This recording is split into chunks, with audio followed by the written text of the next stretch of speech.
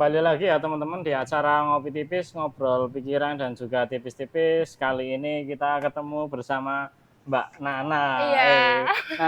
Nana Najwa Shihab atau gimana Oh ini? beda Kak, Oh beda ya? Najwa Nur Awalia. Oh, Nur Tapi biasa Awalia. dipanggil Nana juga gitu. Oke, kenapa kok dipanggilnya Nana? Sebenarnya Apa awalnya saudaranya Nana Mirdad? oh enggak Oh sih Kak, enggak juga tapi ya? sebenarnya ini fun fact juga karena pas SD itu aku kelas 6 itu ada 3 nama Najwa gitu Kak. Oke. Ada Najwa aku, terus Najwa satu lagi temenku juga, yang kedua ini, yang ketiga tuh namanya Nazwa pakai Z. Oke. Nah jadi kadang-kadang temen kelas kita juga bingung mau manggil Najwa tuh ntar tiga-tiganya nengok gitu kan Kak. Akhirnya kita buat inisial, aku yang dapat Nana, terus satunya lagi dapatnya Wawa, satunya lagi dapatnya itu panggilnya Jua. Jadi ada Nana, Wawa, Jua. Nah aku dapatnya dari SD tuh Nana, sampai sekarang akhirnya udah di branding Nana gitu. Berarti nama Nana itu muncul ketika SD? SD kelas 6 guys, udah dicap Nana tuh ya aku gitu. Oke.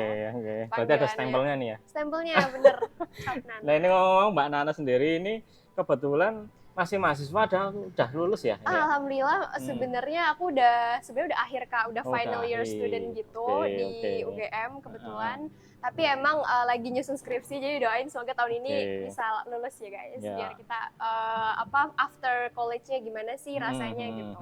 Nah ngomong-ngomong tentang ke UGM-an nih Mbak ya. Iya Kak. Ini ambil jurusannya apa ya ini ya? Oh iya, aku kebetulan ngambil jurusan geografi lingkungan. Mungkin kalau teman-teman belum terlalu familiar ya Kak sama jurusan geografi lingkungan, itu adalah jurusan yang cuman ada di UGM. Karena biasanya tuh kalau di univ lain tuh cuman geografi aja gitu. Bahkan kita tuh ada fakultasnya sendiri Kak, namanya Fakultas Geografi. Itu ada 3 jurusan. Nah, aku yang prodi geografi lingkungan. Oke. Nah, kebetulan ngomong-ngomong nih Mbak tentang geografi. Iya. Berarti paham peta dong?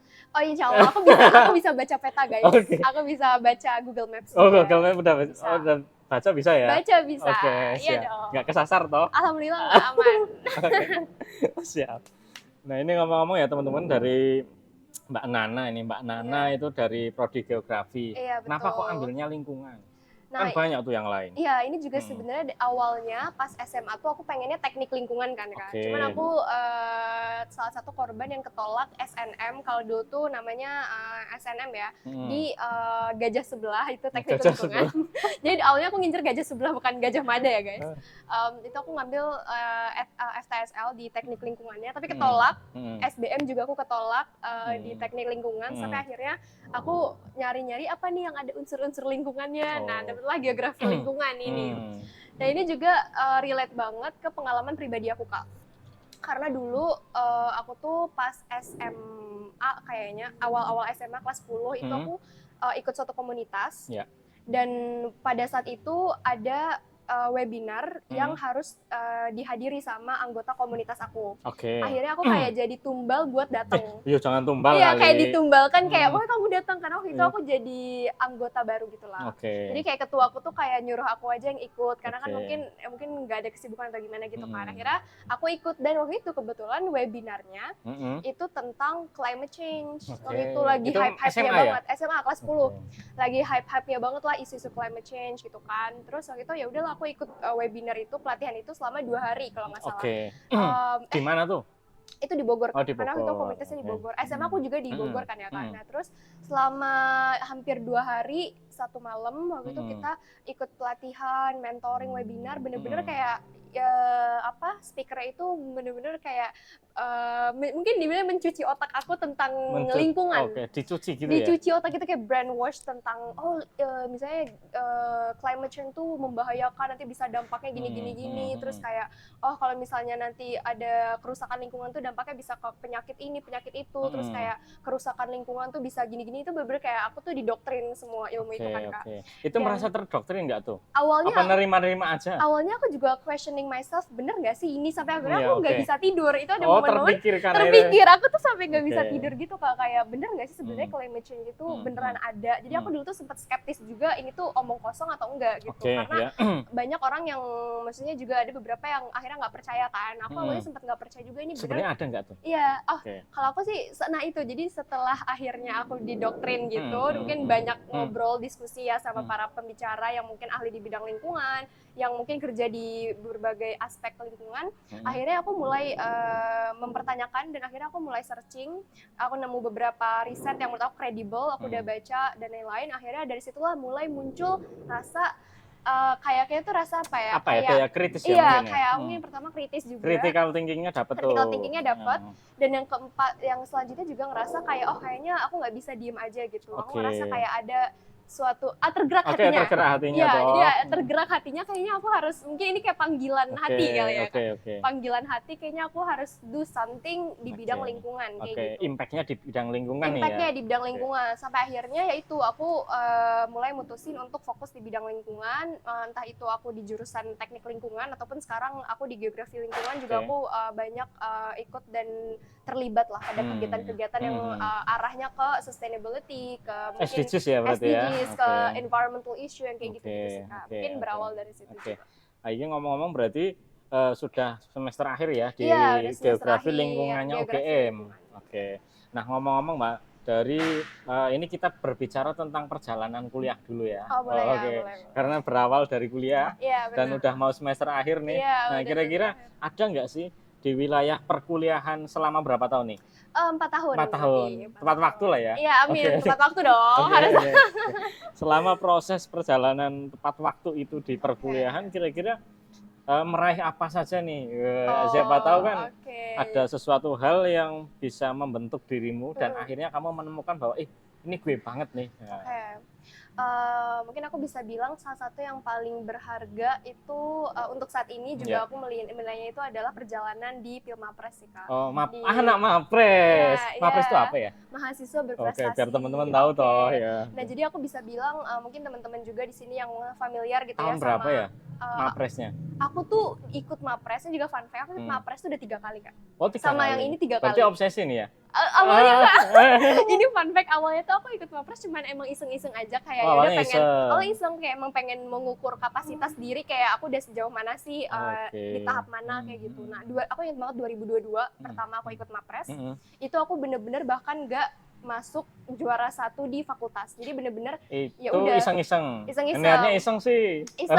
Yang kedua. Nah, akhirnya yang kedua mulai diseriusin. Itu tahun berapa yang mulai 2023. Iya, 2023. Pokoknya di semester 5-an lah itu, semester 5. Aku mulai daftar lagi yang kedua kali ini, percobaan yang kedua udah mulai diseriusin, akhirnya lolos jadi juara 1 tingkat fakultas. Juara 1 tingkat fakultas. Fakultas yang masuk ke seleksi universitas waktu itu. Jadi kan berjenjang. Tapi belum lingkup yang luas. Belum. Dan di universitas pada tahun lalu tuh aku juga maksudnya nggak jadi top 5-nya gitu Kak, cuman finalis aja. Masuk finalis lah. Ya, finalisnya aja tuh. Sempet aku udah mikir kayaknya udah mau vakum aja di Pilmapresan. Pada titik terendah ya. Titik terendah. Udah pesimis waktu itu. Karena aku mikir aku mau nyoba pun di tahun ini kan aku di tahun terakhir ya, aku mikirnya kayak udah aku pengen fokus skripsian aja. Aku nggak mau kayak ngejar Mapres lagi lah pada saat itu, kayak udah mau ya udahlah mengikhlaskan mungkin jalan aku. Terus tiba-tiba waktu itu ini tiba-tiba banget ketika aku udah bahkan di titik nggak mengejar lagi, kayak udah aku nggak ngincer banget gitu loh. Nah, aku tiba-tiba dihubungin sama salah satu dosen aku, namanya Pak Nova. Hai Pak Nova. Pak Nova ini muridnya nih ya? Iya, hai Pak, kalau Bapak nonton terima kasih. Nanti di-share ya? Iya, Jadi bapaknya itu chat aku, kebetulan bapaknya nyaranin untuk daftar lagi Pilmapres di tahun ini, 2024 ini. Ada petunjuk. Mungkin ada titik terang lah ya. Okay. Ada titik terang. Akhirnya di situ aku mulai bimbang gitu Kak. Aku mikir kayak apa aku daftar ya, karena ya aku mikirnya pasti banyak lah konsekuensi juga. Mungkin aku harus nyiapin lebih. Waktunya juga. Pasti banyak yang akhirnya harus kita korbankan juga kan Kak. Sampai akhirnya aku bimbang dan aku udah teleponan juga sama orang tua aku, sama ibu aku, udah diskusi ini kira-kira aku kalau ikut gimana dan kalau enggak gimana. Sampai akhirnya orang tua aku untungnya suportif banget. Mereka support aku mau ikut mau enggak, intinya aku bisa bertanggung jawab atas pilihan aku gitu. Akhirnya setelah ya lumayan bernegosiasi dan aku juga minta petunjuk sama Allah kayak Allah ini apakah ini jalan aku tahun ini gitu kan, karena kan di kemarin aku gagal terus kan, maksudnya nggak sampai titik dimana kayak at least universitas lah gitu. Nah akhirnya di tahun ini aku 2024 coba, 2024 ini di bulan apa ya? Kemarin tuh bahkan aku nyiapinnya juga pas masih KKN di Lombok aku KKN-nya. Awal tahun berarti? Iya, awal-awal Januari. tahun Januari Februari lah. Itu aku KKN di Lombok juga sambil nyiapin berkas-berkas Mapres kayak tentang karya tulisnya, prestasi-prestasinya itu juga harus disubmit kan pada saat itu. Nah, akhirnya aku daftar Nothing Tulus kan, bener-bener kayak ya udah. Iya, ya udahlah lolos flow aja gitu ya. Enggak juga aku nggak apa-apa gitu. Kadang seperti itu malah ya. Iya, aku Nothing Tulus aja gitu. Kayak udah aku lolos, misalnya aku daftar aja Nothing Tulus, nggak berekspektasi apa-apa. Ya. Dan alhamdulillahnya pas di fakultas juara 1 lagi dan maju ke UNIF. Nah, di UNIF ini aku bener-bener kayak ya udahlah aku yang penting nggak. Oh, itu berarti kamu memasukkan berkas itu udah Nothing Tulus aja ya? Nothing Tulus sebenarnya. Nggak ada obsesi atau apapun lagi. atau harus ini, bagaimana ya. Di tahun ini aku udah kayak awal-awalnya kayak gitu Kak. Oke. Awal-awalnya kayak udahlah nggak seambisi pada tahun lalu gitu loh, ambisius banget kan kalau tahun lalu ke tahun ini ya udahlah Nothing Tulus. Yang penting setidaknya aku mencoba gitu kan, mencoba di percobaan terakhir. Masuklah. Di universitas nih, di tingkat UNIF, di tingkat UGM-nya ya, selingkup UGM tuh kan diadu lagi kan, dari berbagai fakultas kan, diadu lagi dengan juara-juara satu di setiap fakultas. Dan pada saat itu aku juga udah berdoa kayak setidaknya aku pengen banget top 3 setidaknya banget di tingkat UNIF ya, entah itu juara 2, juara 3 lah gitu. Intinya masuklah. Nah, pas pengumuman itu aku udah deg-degan, takut dan cemas gitu kan. Kalau saya juara 3, waktu itu juara 3-nya dari psikologi. Juara 2-nya fakultas hukum. Nah, aku tuh udah kayak ya udahlah mungkin aku bukan jalannya. Aku udah pesimis bener-bener kayak. Itu pengumumannya online? Offline, kita waktu itu lombanya bener-bener di UGM Kak, di offline ya berarti. Offline, jadi bener-bener emang di auditoriumnya gitu lah, kita dikumpulin pengumuman. Dan itu udah bener-bener nggak berharap karena jarang banget dari fakultas aku tuh yang bisa juara satu tuh dari mana? Biasanya itu kayak hukum, visipol ya. Terus teknik beberapa kali pernah. Jadi yang univ-univ fakultas-fakultas yang biasanya tuh menduduki top 3 itu gitu. Jadi fakultas itu tuh jarang banget guys. Makanya aku kayak ngerasa udah pesimis yang kayak ya udahlah mungkin bukan rezeki aku kayak gitu ya. Tapi alhamdulillahnya ternyata dewan jurinya ini menyebutkan juara satunya fakultas geografi. Itu aku udah mulai kayak. Tapi sebenarnya cuma kamu doang ya? Iya, dan di geografi cuma aku doang. Jadi maksudnya secara nggak langsung ya akhirnya aku dinobatkan itu kan, diberikan amanah untuk bisa mewakili UGM gitu. Itu aku juga udah yang kayak antara mimpi dan kenyataan tuh kayak ini bener nggak sih? Terus aku kayak agak shaking gitu, tangan aku ini bener nggak sih? Keringet dingin gitu kan. Tapi alhamdulillah ternyata ya dikasih kesempatan untuk lebih improve lagi. Dan akhirnya ya itu selama tingkat UNIF maju ke tingkat wilayah. Jadi di tingkat UNIF nanti diadu lagi di tingkat wilayah. Tingkat wilayah itu seprovinsi DIY. Satu provinsi ya? Satu provinsi DIY itu di berbagai. Itu tahun bulan apa ini kemarin prosesnya? Itu kemarin Mei, awal Mei. Ini berarti belum lama ini ya? Belum lama Kak. Tanggal 7 sampai 8. Fresh banget ya ini ya? Iya, fresh banget from the oven. Jadi ini aku share khusus banget di podcast ini guys. Bener-bener emang baru banget kemarin ya, alhamdulillah juga emang dikasih kesempatan lagi di tingkat wilayah untuk maju ke tahap selanjutnya gitu. Jadi ya minta doanya juga buat temen-temen. Ini masih proses berarti yang wilayah? Masih. Kalau wilayah udah selesai tapi lagi persiapan untuk yang ke nasional, pra-nasional. Berarti di wilayah pun menang lagi? Alhamdulillah. Juara 1 ya? Alhamdulillah. Aduh keren ya. Provinsi menang. Alhamdulillah di provinsi dikasih amanah buat juara lagi dan bisa langsung lanjut nasional. Iya, dengan ngumpulin berkas lagi dari awal lagi. Ini kalau misalkan kamu udah skripsi nih, kamu ngejarnya kan paling enggak wisuda Agustus ya. Kira-kira misalkan timelinenya sama yang proses nasional itu klop nggak? Kalau Mapres itu harus masih mahasiswa kan? Iya. Gimana tuh? Sebenarnya kalau untuk yang nasional timeline-nya tuh nanti bulan Juli ya, di akhir Juli. Oh, akhir Juli. Iya, jadi kalaupun emang ini ya sebenarnya opsi pertama masih nggak masalah ya kalau kita emang mau sidang di sebelum bulan Juli itu. Yang penting kan wisudanya nanti setelah Juli gitu. Masih aman. Tapi kalaupun yang penting nggak wisuda dulu. Yang penting nggak wisuda dulu, jadi nggak officially as a fresh graduate gitu sih Kak. Masih harusnya aman. Ya semoga lancar ya nanti. Amin. Nanti kalau lulus makan-makan ya? Oh harus. Nanti diundang juga teman-teman. Oke. Oh ini loh, catat loh ya. Diundang online aja ya. Nanti kita bisa makan-makan. Oke. Dari nasional ya. Iya. Nah, itu sebenarnya ini aku penasaran nih jadinya ini Mapres nih. Oke, mahasiswa berprestasi. Itu sebenarnya kalau untuk seleksinya prosesnya itu ngapain aja sih? Mulai dari tingkat fakultas deh. Sebenarnya untuk yang dinilai itu apa aja? Apakah hanya IPK kan kayaknya enggak. Iya, enggak. Itu mungkin administratif awal ya. Itu gimana tuh? Nah, sebenarnya dari setiap tahapan mau di tingkat fakultas, univ, wilayah sampai nasional tuh sebenarnya sama. Tahapannya tuh ada 3 yang dinilai Kak emang. Secara umum ya. Kalau di tingkat yang pertama itu GK tuh gagasan kreatif. Jadi intinya kayak karya tulis lah. Jadi dinilai gagasan kita buat Indonesia atau buat berarti menulis ya? Menulis. Apa nih istilahnya paper atau semacam jurnal? Kayak karya tulis aja. Jadi kayak paper ya berarti kayak karya tulis, kita nulis suatu gagasan lah atau ide kira-kira sesuai dengan background kita nih, misalnya aku di geografi lingkungan tuh kita mau menciptakan atau membuat suatu apa gitu buat Indonesia gitu. Selain dari IPK pasti ya? Pasti, itu IPK, dasar, nilai itu dasar. Kumlot, minimal kumlot. Sebenarnya nggak ada syarat IPK, cuman kayaknya di atas 3 deh. 3. Tapi nggak harus kumlot ya, tapi di atas 3. Di atas 3 ini buat teman-teman kan barangkali kalian mempunyai sebuah transformasi ide apa kan, dan IPK minimal di atas 3 biar pada itu bisa mendaftar nih. Bisa banget. Nah, yang kedua kan selain gagasan kreatif itu juga capaian unggulan atau CU. Jadi itu apa tuh? Nah, CU tuh sebenarnya simpelnya kayak portofolio. Jadi kayak kita tuh harus ngumpulin 10 prestasi terbaik, jadi kayak best out of the best-nya gitu yang kita punya.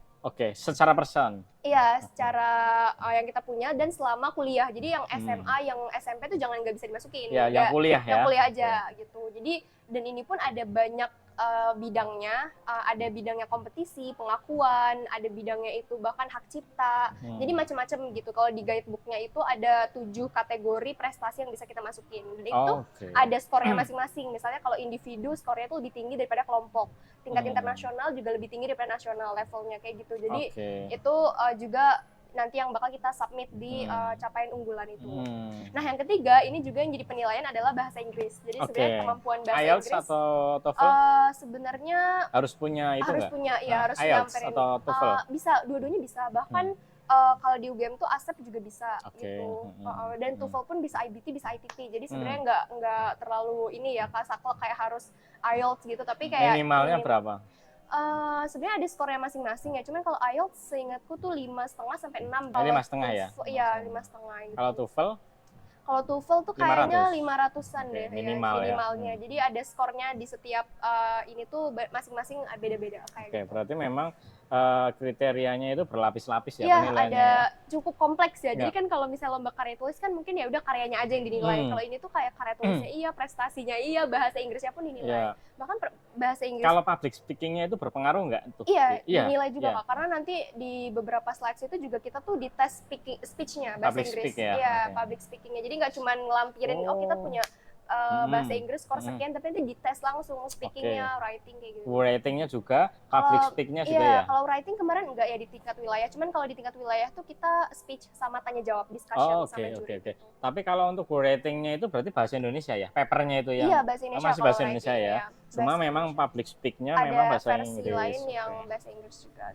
Nah, itu ngomong-ngomong lolos ya ini dari tingkat univ, tingkat provinsi lolos. Kalau tingkat provinsi kemarin ada persaingan ketat satu DIY gitu ya? Iya. Kemarin tuh tingkat sarjana ada sekitar 24 yang daftar dari seluruh DIY. Di mana itu seleksinya? Itu kemarin di Covington Hotel di daerah Malioboro. Covington Hotel. Di situ itu juga lumayan 2 hari. Jadi kita berarti karantina dong? Sebenarnya nggak karantina, pulang pergi aja sih, nggak nginep ya. Tapi lumayan berjenjang gitu ya. Jadi ada seleksinya tuh kan karena ada 3 tahap, jadi dibagi-bagi gitu Pak. Seneng nggak nih?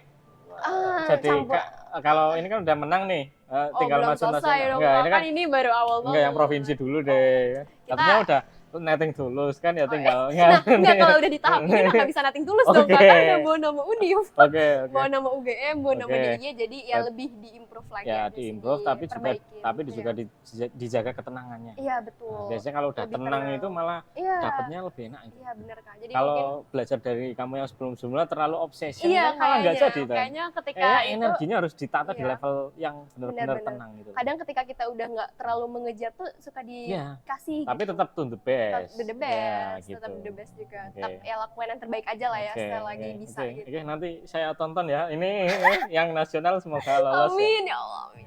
Berarti sama ya kurang lebih pentahapannya ya? Ya kurang lebih sama, yang dinilai itu ada 3 tahap. Temanya apa nih kira-kira kemarin yang diangkat? Kemarin aku sebenarnya angkat tentang yang kamu tulis mitigasi bencana sih Kak. Mitigasi bencana. Iya, lebih ke disaster management dengan ya sentuhan-sentuhan geografi ya, pakai. Sama ada transformasi idemu juga kan? Iya, ada transformasi ya, idemu. Kalau detailnya jangan diceritain ya, nanti. Ya. Intinya Oke, itu aja. Besok ya lihat aja ya. Iya, Ini masih proses soalnya. Benar Kak, benar. Oke, itu dari Mapres ya. Oke, satu layer terlewati. Alhamdulillah, ya. Walaupun masih panjang ya prosesnya masih panjang. Kak, masih panjang, jadi ya masih on progress. Ya, paling tidak kan cita-citamu yang awal itu udah. Yang awal cuma sampai univ, tapi alhamdulillah dikasih lebih dan jadi apa ya, tanggung jawab juga sih buat aku untuk kayak giving back juga ke other people. Gitu. Oke. Ini clear ya dari area Mapres permapresan UGM sampai nasional nih, hampir mau ya mudah-mudahan. Amin. Terus kira-kira di lingkunganmu sendiri kok kayaknya dari tadi tertarik banget ke dunia lingkungan ya? Iya. Itu dulu motivasinya apa toh? Apa memang benar-benar tertarik atau karena paparan sekitar ya? Nah sebenarnya pertama tadi paparan sekitar juga ya Kak. Mungkin ada beberapa orang-orang yang secara nggak langsung nge-influence aku tentang isu-isu lingkungan. Yang kedua ini juga personal reason aku, karena aku tuh punya sebenarnya tuh dari SMA akhir kayaknya mau kuliah itu juga aku tuh punya kulit yang sensitif. Gimana tuh? Sebenarnya lebih ke jadi kalau misalnya di luar nih panas banget, itu kulit aku tuh kalau kena langsung matahari panas merah. Iya, langsung kayak merah-merah, kayak iritasi gitu Kak. Oh mirip aku ya? Tapi jadi coklat nih, kuning-kuning gimana tuh? Iya, iritasi. Karena mungkin apa ya? Karena mungkin aku pigmennya nggak terlalu tebal ya mungkin jadi ya. Mungkin nggak terlalu tahan kena matahari kali ya, itu salah satunya. Nah, motivasinya mungkin itulah awalnya karena aku ngerasa aduh kulit aku sensitif dan kayaknya tuh dunia ini semakin panas gitu kan, nggak ngerasa kan kayak Jogja semakin panas. Bahkan kemarin juga aku pas lagi ke Singapura juga itu bener-bener sampai di atas 33 derajat Celcius. Sampai ke Singapura juga ya ini? Membawamu sampai ke sana ya? Iya, itu sampai 34 atau 33 derajat Celcius. Itu bener-bener kayak aku berasa sangat suffering banget menghadapi panasnya dunia ini gitu. Sampai ya kurang lebih itulah yang menjadi alasan kayaknya aku harus dari personal reason akhirnya aku kayaknya aku harus, mungkin ini panggilan alamku untuk di bidang lingkungan yang mungkin aku pengen berkontribusi lebih lah. Gitu. Berarti memang isu yang kau bawakan adalah lebih berasal ke climate change yang berasal dari alasan pribadi awalnya. Ya, nggak apa-apa. Itu kan jadi bahan bakar tambah kan. Bahan bakar, untuk berdampak lebih luas gitu ya. Biasanya kan kayak gitu memang. Nah, ini ngomong-ngomong ya, ini kita di wilayah nasional ya kamu tadi. Nah ini bergerak juga di wilayah internasional nih. Iya benar-benar Kak, karena aku juga untuk advokasi lingkungan atau iklim dan lain-lain itu kan kita nggak bisa ngomongin nasional kan, karena itu kan is a global problem ya Kak, is a global problem, jadi global warming kan. Jadi kita juga harus advokasi ke beberapa negara bahkan di levelnya internasional gitu. Dan alhamdulillahnya aku juga aktif di forum-forum internasional, baik itu di bawah PBB atau di bawahnya UNEP, United Nations Environmental Program. Itu juga aku lumayan aktif ikut-ikut diskusi mereka biar tahu kira-kira cara mereka untuk mengambil tindakan dan regulasinya itu gimana kayak gitu sih Kak. Gitu. Berarti memang selain untuk wilayah perkampusan ya ini clear, terus Mapres juga clear, terus kamu juga mencoba untuk berdampak melalui forum-forum internasional ya, melaluinya United Nations ya. Beberapa forum di bawah UN ataupun bahkan beberapa kompetisi international conference yang memang membahas isu-isu lingkungan juga. Jadi masanya tuh lebih luas gitu. Berarti memang langsung diluaskan aja ya? Iya, langsung aja gitu. Kemarin sampai ke itu, Singapura atau Malaysia? Iya, sampai Singapura dan Malaysia juga. Oh, dua-duanya. Gimana tuh cerita, ngapain tuh di sana? Nah, jalan-jalan kah? Iya, itu sebenarnya berkedok jalan-jalan berkedok kompetisi. Oh, berarti jalan-jalan. jadi kompetisi berkedok jalan-jalan atau ya pokoknya waktu itu alhamdulillah juga dapat kesempatan dari salah satu organization gitu, namanya Pemuda Mendunia. Dia juga fokus di bidang conference and kayak student exchange dan terkait isu-isu global SDGs juga. SDGs ya. Nah pada saat itu kebetulan alhamdulillahnya jadi salah satu delegasi buat berangkat ke Singapura dan Malaysia. Oh jadi delegat ya ini? Delegate dari. Itu membawa atas nama mahasiswa atau person? Sebenarnya membawa atas nama sendiri sih Kak, karena dari Indonesia tuh kemarin ada sekitar 40 yang berangkat, dan kita di sana juga selain ada conference dan pastinya jalan-jalan kayak tour gitu ya, kampus tour, kita juga ke beberapa kampus di Malaysia, kita juga ada SDGs presentation competition, jadi kita ada lomba mempresentasikan ide berkaitan tentang SDGs itu. Nah, kayak gitu. Sampai di Malaysia dan Sampai Singapura. Bahasnya juga sama, masih seputar dengan lingkungan. SDGs juga, iya. Aku topiknya juga tentang lingkungan, tentang GHG emission, emisi karbon emisi gas rumah kaca yang kayak gitu-gitu sih. Seneng nggak tuh ketemu sama teman-teman di seneng banget, gitu. Seneng banget. Energinya beda ya? Beda, jadi benar-benar rasa kayak jadi mood booster gitu kan. Ketika lagi down, ketemu mereka yang semangat tuh kita jadi kayak malu kan kalau kita lesu. Masa sih aku harus seperti ini? Gitu. Jadi kita harus improve terus dan expand networking juga kan di berbagai negara. Ya dulu sama, aku juga pernah dulu yang tahun 2016 kalau nggak salah, tapi di Prepcom-nya UN Habitat 3 di Surabaya. Tapi ya memang sih, memang ada energi tambah yang berbeda itu ketika kumpulnya dengan orang-orang energik seperti mereka. Orang-orang yang sangat passionate sama apa yang mereka lakukan. Jadi kita tuh kayak ngerasa pengen juga untuk lebih. Masa sih saya baru segini doang gitu. Malu gitu kalau kayak masa sih kita berleha-leha di saat kita ketemu sama orang-orang yang sangat luar biasa gitu action. Berarti kan dapet lah ya. Dapat banget. Secara passion kamu udah menemukan dirimu lah ya. Iya, bisa dibilang. Walaupun masih struggling juga kan nanti tapi proses. Ini udah keren banget nih. Udah jangkanya udah banyak banget loh. Insyaallah ya Kak, semoga bisa tetap konsisten. Ya, mudah-mudahan. Dan istiqomah. Ya, amin. Nah, ini ngomong-ngomong tentang wilayah akademis ya, tadi kan sudah. Ini punya hobi nggak nih anak-anak seperti ini nih? Ini kan anak-anak berprestasi nih. Barangkali harus hobinya membaca doang gitu atau enggak nih? Baca dan nulis tuh salah satu hobi juga ya. Cuman di luar situ tuh aku juga hobi diskusi sama orang, brainstorming. Bahkan aku salah satu fun fact aku juga, aku tuh conference and paper addict gitu, jadi sangat adiktif sama lomba-lomba yang berkaitan sama konferensi atau lomba-lomba menulis gitu, jadi kayak berasa pengen terus improve di bidang-bidang itu. And I also love traveling. Aku suka banget traveling ya. Aku suka, walaupun dan itu sebenarnya jadi alasan juga kenapa aku masuk jurusan ini, biar ada alasan aku bisa jalan-jalan. Aku bisa jalan-jalan berkedok nugas gitu.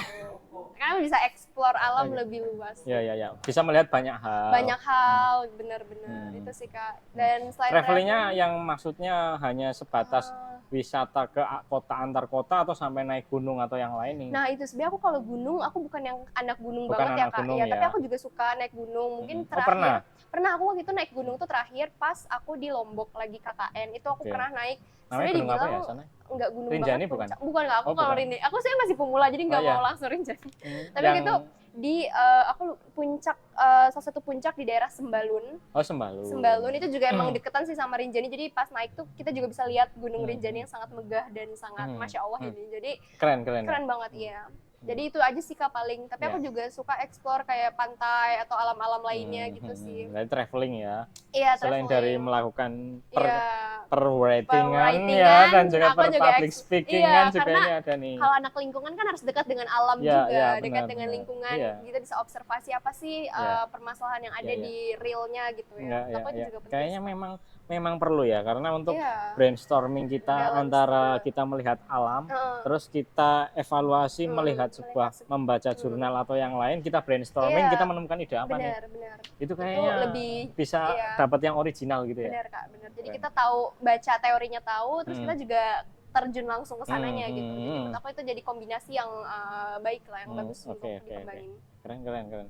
Nah ini ngomong-ngomong kayaknya juga punya skill public speaking ya? Ya, dikit-dikit lah ya. Dikit-dikit banyak juga karena mungkin secara nggak langsung kali ya, secara nggak langsung ya, jadi belajar gitu, doing by learning sih Kak. Mentalitinya kan berarti udah dapat dari pas lomba mapresnya kan? Ya kayaknya ya, kalau nggak salah ya. Tapi sebenarnya fun fact juga Kak, aku dulu SD tuh takut banget public speaking, takut banget kayak ketemu orang itu malu gitu. Iya, aku dulu SD tuh bener-bener kayak kalau dipanggil guru buat ke depan, misalnya kayak cerita apa gitu ya di depan kelas, itu aku bener-bener kayak sangat menghindari. Aku bener paling nggak mau. Dan itu kayak momok yang paling mengerikan buat aku ketika aku harus ngomong gitu ya? Di depan orang banyak, itu aku bener-bener nggak bisa. Dulu ya, aku ketika SD. Sampai sebenarnya turning point aku mulai percaya diri tuh pas aku SMP. Itu SMP. Kenapa tuh? Karena waktu itu aku ikut suatu kompetisi namanya baca puisi. Dan waktu itu tuh suatu kompetisi, kalau teman-teman pernah dengar FLS2N, Festival Lomba Siswa Seni Nasional. Aku ikut lomba baca puisi yang memang menuntut aku untuk mau nggak mau berani ngomong di depan orang. Dengan dari awalnya skillnya itu. Aku ikut lomba baca puisi, inget banget pas kelas 7, masih kelas 1 SMP ya, masih kelas 7 itu aku ikut dan alhamdulillahnya sampai di tingkat provinsi. Walaupun di provinsi nggak lanjut ke nasional, cuman itu dari situ akhirnya aku mulai merasa cukup nyaman dan cukup percaya diri untuk lebih berani gitu ngomong di depan orang banyak gitu. Jadi nggak ada rasa yang terlalu takut atau gimana gitu. Berarti pembentukan karaktermu untuk mentality public speaking mulai SMP ya sebenarnya. Kelas 7 SMP. Mau nggak mau kamu harus berbicara nih, lama-lama terbiasa. Iya, karena waktu itu inget banget pas seleksi di tingkat di tingkat sekolah ya di SMP aku waktu itu di Cibinong. Waktu itu aku diseleksi sama salah satu dulu asalnya mana tuh? Aku Bogor. Oh, Bogor, Jawa Barat. Jawa Barat. Jadi aku orang Sunda bukan orang Jawa. Sunda yang aku lebih bisa bahasa Sunda daripada bahasa Jawa. Terus waktu itu aku ingat banget untuk tesnya itu aku harus baca puisi di depan murid-murid satu kelas. Satu kelas. Tesnya itu, salah satu tes seleksi baca puisinya itu untuk menguji mentalitas kali ya. Jadi guru aku tuh pengen nguji aku tuh udah seberani mana gitu. Seberapa jauh nih? Iya, dan waktu itu juga diuji juga baca di depan lapangan dan itu ditonton banyak orang. Oh, berarti latihannya sampai sebesar itu ya? Iya, itu untuk latihan seleksi tingkat sekolahnya aja. Jadi udah kayak disuruh untuk baca di hadapan banyak orang lah. Jadi kan mau nggak mau aku harus berani dan percaya diri kan Kak. Dari situ mulai muncul mungkin kayak berarti ini bekalnya udah banyak banget ya, ini udah belum lulus loh ini. Enggak lah Kak, masih banyak belajar ya ampun. Tapi mungkin itu sih pengalaman akhirnya mungkin secara nggak langsung ngebentuk aku ya, mungkin sekarang kayak lebih percaya diri dan lebih tahu mungkin apa sih yang apa yang aku suka, apa yang aku mungkin passion di situ dan lain-lain. Berarti branding yang kemungkinan ingin kamu bawakan mulai saat ini sampai kamu di hidup ini apa ya, tentang apa nih kira-kira tentang dirimu rencananya? Tentang menjadi sebagai apa gitu, sebagai seseorang yang peduli terhadap lingkungan sekitar dan mungkin value-nya lebih ke arah bagaimana aku bisa menjadi salah satu orang yang berkontribusi lebih di bidang lingkungan gitu. Ya berarti penataan lingkungan dan lain-lain lah ya. Penataan lingkungan, entah itu ke arahnya mungkin public policy-nya atau ke arah hal lainnya, tapi mungkin emang pengennya berkontribusi lebihnya tuh di situ. Ini kira-kira ada cerita lain nggak nih dari dirimu nih selain area yang tadi perprestasian semua tuh? Saya cukup dibilang aku tuh pas SMP itu introvert banget ya. Sekarang masih introvert nggak? Semi. Semi. Ya, tapi udah bisa mulai belajar ya? Iya, mulai belajar, mulai bisa terbuka lah ya. Tapi kalau dulu SMP tuh aku kayak karena dulu aku SMP juga sering sering menyendiri gitu. Mungkin ngerasa kayaknya mungkin lebih nyaman ketika aku sendiri atau ya sama grup-grup kecil aja, bukan yang kayak ngegabung sama orang-orang banyak gitu. Ya efektif sih soalnya kalau. Iya, nah waktu itu aku inget banget pas SMP tuh aku karena lebih sering sendiri tuh kadang-kadang juga aku kayak tiba-tiba ke perpus sendiri, belajar sendiri kayak gitu. Nah waktu itu aku kayak anak pinter rata-rata kayak gitu. Jujur karena dulu mungkin aku nggak tahu mau ngapain kali ya. Oh gitu ya. Lebih ke kayak yaudahlah ke perpus gitu. Karena dari SMP tuh aku nggak tahu kenapa ngerasa perpus tuh adalah my comfort zone gitu loh. Sampai sekarang pun aku kalaupun mau nyari tempat yang nyaman, tempat belajar tuh aku selalu kayak ke perpus gitu. Jadi mungkin udah secara nggak langsung tuh kayak menjadikan perpus tuh kayak rumah kedua aku. Makanya aku sayang banget di Indonesia tuh nggak ada perpus yang 24 jam. Iya. Gimana tuh? Kata-kata. Jadi kalau misalnya di Indo kan nggak ada perpus yang 24 jam ya? Ada. Di Jogja ada deh kayaknya. Oh serius? Kalau nggak salah di dekatnya JEC. JEC yang itu perpusnya provinsi. Kalau 24 jamnya aku kurang tahu ya, tapi kalau nggak salah dia setiap hari bisa buka hampir sampai malam kalau nggak salah. Iya, saya kalau di UGM kan sampai jam 8 malam aja. Jadi kalau misalnya berlama-lama di situ kan punya environment-nya bagus buat belajar atau nugas, tapi kan terbatas ya waktunya gitu. Jadi sayang banget. Saya kan kalau di negara-negara maju kan biasanya emang sampai tengah malam ya. Aku mikirnya di sini nggak ada. Di sini nggak ada. Ya mungkin ada tapi beberapa titik tertentu aja. Iya mungkin ya. Nanti tak carikan deh. Nanti tak carikan ya. Boleh banget. Jadi guys, kalau kalian tahu ada perpus yang 24 kayaknya jam. Ada itu, aku dulu pernah yang daerah deket CEC itu. Jadi perpusnya DIY kalau nggak salah. Nggak tahu sekarang masih buka atau enggak itu. Iya sih. CWS-nya banyak juga soalnya. Cewek. Nanti tak coba browsing dulu lah. Iya, benar-benar. Itu sih nyaman mungkin ya, nyaman karena ya. nyaman banget. Ya energinya kan juga memang settingannya beda kalau di perpus. Maksudnya hening gitu, kan nggak hening. berisik, nggak terlalu banyak apa ya. Ya, suka ketenangan ya. Iya, aku suka banget ketenangan. Ya, mungkin ke alam-alam kayak gini juga tenang tuh aku juga suka. Ya, soalnya kan memang itu membawa ide-ide kita itu muncul. Betul Kak, betul. Oke, ini keren banget ya dari Nana. Ini kira-kira ini sebelum lulus ya, ini udah mau lulus ya, mudah-mudahan nanti bisa lulus tepat waktu. Amin. Terus mapresnya yang nasional juga juara 1 ya, langsung gitu aja ya. I'll do my best ya, semoga bisa. Setelah nasional nanti ada langkah lagi nggak? Sebenarnya kalau mapres finalnya di nasional. Di nasional aja, ya. Oke. Mungkin kalau di level-level selanjutnya mungkin ya beda event kali ya. Oke, ya. Dan istilahnya mungkin beda ya. Iya, beda istilahnya. Berarti ini anak UN banget ya ini ya. Insya Allah, United Nations SDGs-able gitu ya. SDGs for life. Oke. Sustainability yang kayak gitu-gitu juga aku baru terpapar sebenarnya pas kuliah ini sih Kak. Oke, ini semester berapa yang waktu itu terkait SDGs nih kamu sejauh mana tuh?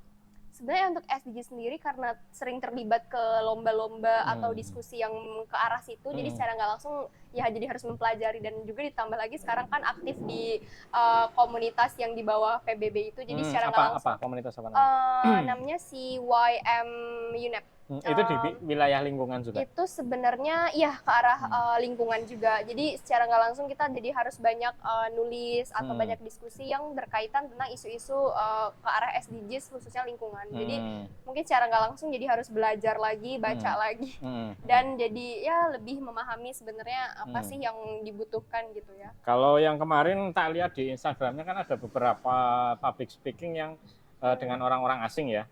Nah itu gimana tuh? Itu apakah kegiatan hire public speaking atau memang forum diskusi atau gimana? Nah itu menarik juga Kak. Jadi emang aku sempat ikut suatu seleksi gitu, namanya California Youth Leadership Summit, dan emang yang mengadakan itu memang salah satu organisasi yang ada di US California, tapi waktu itu karena masih zaman-zamannya COVID, jadi kita online. Pandemi ya itu ya? Jadi kita masih online basis gitu, jadi forumnya itu via online.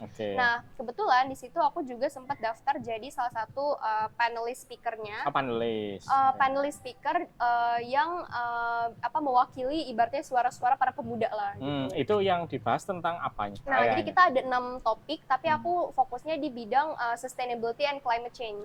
Yang aku bahas pada saat itu. Jadi tentang deforestation, tentang bagaimana mungkin isu-isu lingkungan itu di Indonesia, di ASEAN kayak gitu.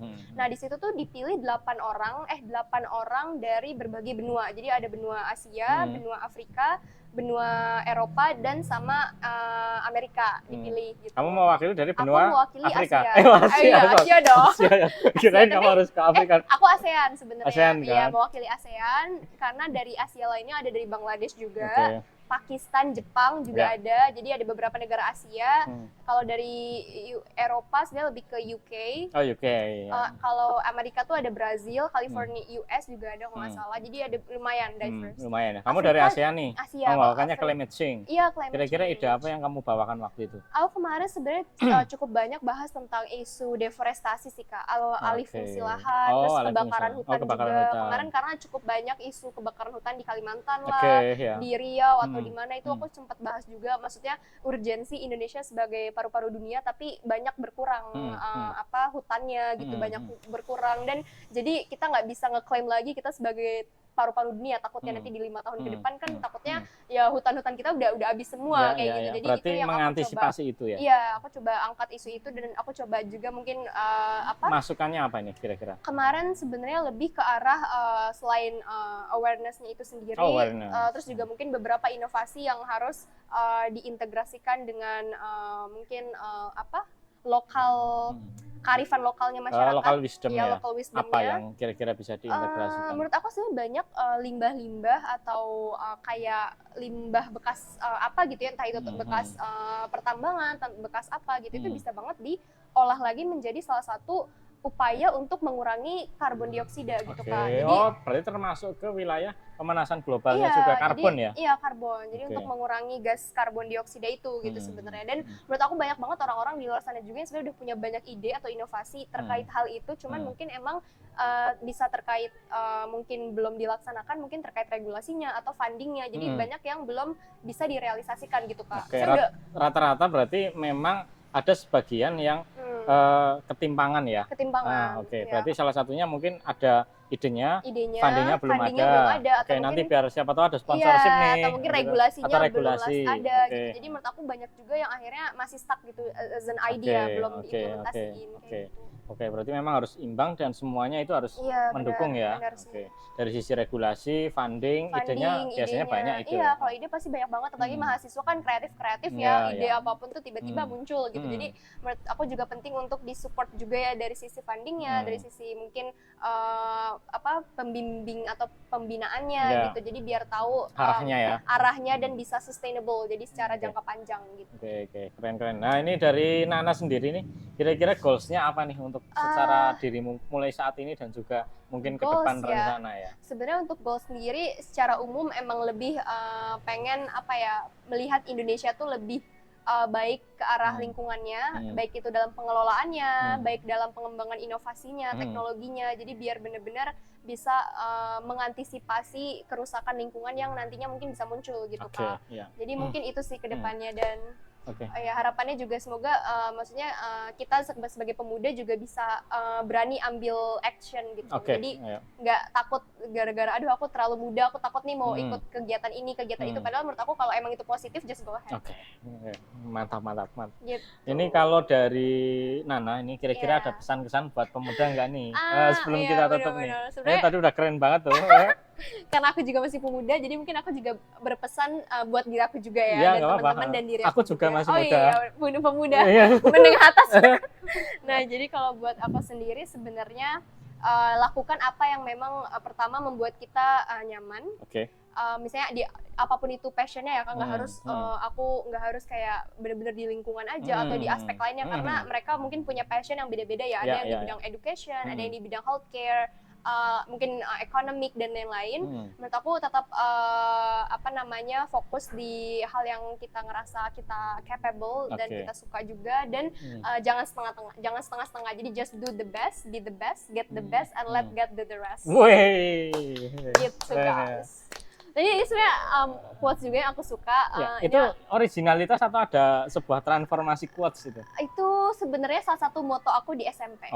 Sampai sekarang ya? Sampai sekarang. Jadi itu sih. Jadi selagi kita bisa memberikan yang terbaik, insya Allah kita dapat yang terbaik juga nanti. Gitu. Apa yang kita beri sama dengan apa yang kita terima. Dan yang terakhir, bermimpilah sesuka hati, berusahalah tanpa henti. Wih, gitu. Mantap. Karena mimpi gratis kan. Mimpi itu gratis. Aku sendiri pun dulu nggak pernah berekspektasi bisa, bahkan di UGM pun aku nggak pernah sangka gitu ya bisa seringan di UGM. Itulah. Iya, jadi banyak hal-hal yang dulu kita anggap mimpi, ya siapa tahu emang itulah kejadian di akhir, misalnya di selama proses perjalanan. Berarti kan rata-rata untuk level-levelnya yang wilayah seperti kita ya, saya anggap aku dan dirimu ini adalah sefrekuensi ya. Betul. Frekuensi dalam arti hal energi, terus pola pikir dan yang lain. Itu memang sebenarnya bisa meng-create ya, atau co-kreator lah intinya untuk mendapatkan sebuah hal itu ya. Bisa itu sebuah pesan-pesan ya mungkin untuk para pemuda ya. Sebenarnya kalian itu kan pemahaman atau pola pikir tersendiri. Cuma kadang itu pemahaman atau ide itu mereka mau munculkan sudah terhalang oleh lingkungan, atau mungkin mereka malah takut untuk memunculkan itu ya, atau takut mulai itu loh ya. Mungkin dari sekarang janganlah takut untuk memulai ya. Jangan takut untuk mulai. Loskan aja ya. Benar. karena benar guys, bahkan kalau aku dulu misalnya kalau aku kemarin nggak daftar Mapres, mungkin aku juga nggak bakal jadi Mapres UGM tahun ini. Jadi mungkin hal-hal kayak gitu yang kita juga harus keep in mind, kalau kita if we never try we never know gitu kan. Kalau kita nggak coba ya kita nggak bakal pernah tahu gitu kan. Jadi ya itu sih, just try, just give it a try. Coba aja apapun hasilnya, yang penting kita nyoba, nggak ada penyesalan. Iya benar. Nanti kalau dapat bonus kan? Bonus, karena jujur ini juga aku belajar juga ya Kak. Maksudnya ternyata hal yang paling menyakitkan adalah bukan ketika karena kita nyoba dan gagal, tapi bahkan ketika kita tidak berani mencoba. Berani mencoba. Bahkan Menyesalnya di belakangnya jauh banget. Jauh lebih besar. Ketika kita bahkan nyoba aja tuh nggak berani, itu lebih sakit. Aduh, sakit ini pengalaman atau cerita atau? Pernah juga di tahap itu. Makanya sekarang aku selagi bisa mencoba sesuatu yang positif dan maksudnya nggak merugikan orang, ya itu just ya. Mantap, keren. Ayo teman-teman mencoba, ayo. Just give a try. Oke, teman-teman, ini mungkin dari Mbak Nana sekian dulu ya. Nanti kita ketemu lagi. Kita makan-makan ya Mbak ya. Betul, insyaallah. Amin ya, amin. Oke, dari kita mungkin cukup sekian ya teman-teman. Jangan lupa untuk tetap mencoba dan terus belajar dan berkarya ya. Sampai ketemu lagi di acara Ngopi TV selanjutnya. Bye, see you.